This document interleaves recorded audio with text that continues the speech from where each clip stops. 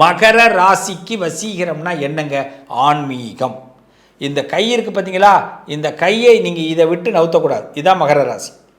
உங்களுடைய பலம் ஆன்ம பலம், உங்களுடைய வசீகரம் உங்களுடைய மனபலம்.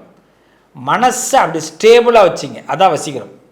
ஒரு முடிவு எடுக்கிறதுக்கு முன்னாடி என் முடிவை நான் எடுக்கிறேன், ஆண்டவா உங்ககிட்ட பர்மிஷன் கேட்குறேன், ஓகேன்னா கொடு, இல்லைனா வேண்டான்னு சொல்லுங்கள். ஆண்டவன் கண்டிப்பாக மனசாட்சிப்படி பர்மிஷன் கொடுப்பார். உங்கள் வசீகரமே உங்கள்கிட்ட அங்கே தான் இருக்குது. இன்னொருத்தவாட நம்பக்கூடாது. கான்ஃபிடென்ட் பவர் தான் உங்களுடைய வசீகரம். நல்லா தெரிஞ்சிங்க. கான்ஃபிடென்ட் பவர், என்னால் இது முடியும் அப்படின்னா இறங்கி செய்வீங்க.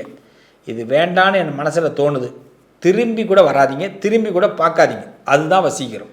நம்ம என்ன நினச்சிக்கிட்டு இருக்கோம்? வசீகரம்னா கயிறு கட்டுறது, மோதிரம் போடுறது, இதெல்லாம் கிடையாது.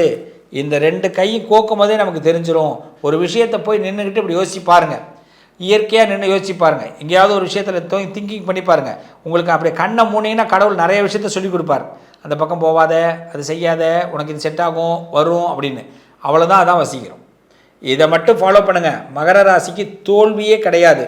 ஸ்ரீமன் நாராயணனை வழிபாடு பண்ணுங்கள். வசீகரத்தன்மை இன்னும் அதிகரிக்கும். நல்லது நடக்கும்.